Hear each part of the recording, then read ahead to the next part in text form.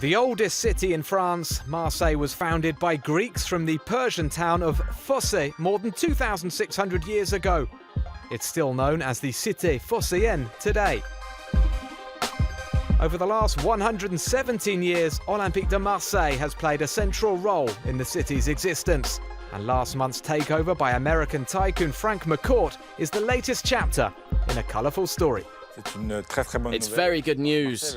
Marseille needed a new cycle to begin, and I think this American project looks very exciting. It's a new era coming up with Frank McCourt. Of course, he has this expertise of American US sports, and he just needs to adapt to French soccer to be able to compete and to give what he can give.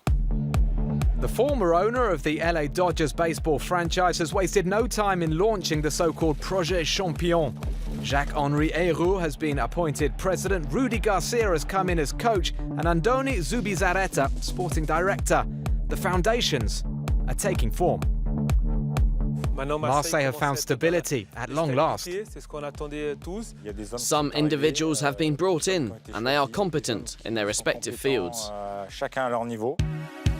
Garcia has made a promising start, notably helping OM end a run of 10 straight defeats against PSG by drawing 0-0 in the capital.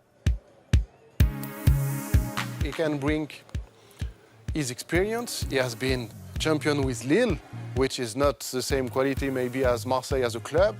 And he, on the past years in Roma in Italy, he could feel the pressure of a big club, of a big team with a lot of pressure of the fans, of the radio, of the media, of everybody. So he can handle that, he can cope with this pressure, and I think he will bring this composure needed in Marseille also. With more than 67,000 seats, Marseille boasts Ligue 1's biggest stadium, but poor results have seen the fans voting with their feet in recent years. Last season, some even resorted to ridiculing their own team. I know these fans pretty well, and I think they've been very supportive, apart from a period last season when they had those goats running in the stands.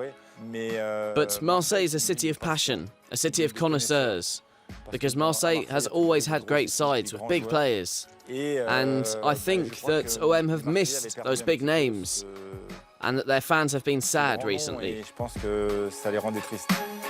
Last Sunday was a breath of fresh air for Marseille as some 57,000 fans flooded into the Velodrome with hope and faith suddenly restored.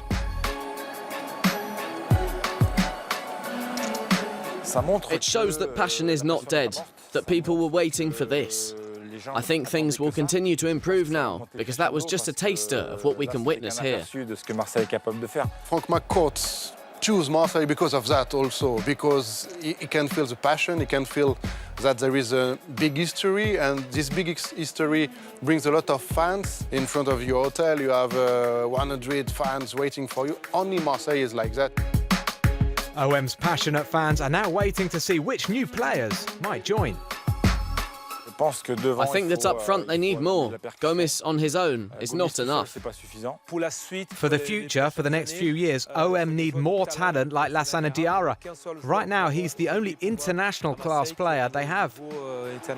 You can find a big French players able to lead, like Raphael Varane. He has the intelligence, he has the composure to be able to stabilize the centre-backs on the back four of Marseille. So why not Raphael Varane?